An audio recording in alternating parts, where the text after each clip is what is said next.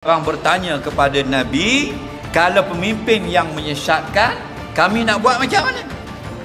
Kerana Nabi kata akhir zaman nanti akan ada kerajaan, nampak? Yang ya'maluna li anfusihim wala ya'maluna lakum. Mereka bekerja untuk diri mereka. Mereka bukan bekerja untuk kepentingan kamu. In asaitumuhum qatalukum.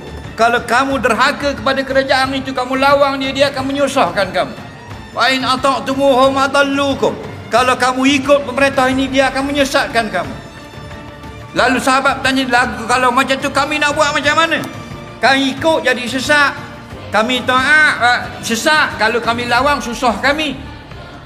Nabi kata, jadilah kamu seperti sahabat-sahabat Nabi Isa AS. Mereka tetap di atas kebenaran, mana tidak ikut perkara yang salah, walaupun digergaji terbelah dua, disalib di batang-batang pokok. Lalu Nabi berkata, mautun fi ta'atillah khairun min hayatin fi maksiatillah. Mati taat pada Allah lebih baik pada hidup derhaka kepada Allah. Jelas tak?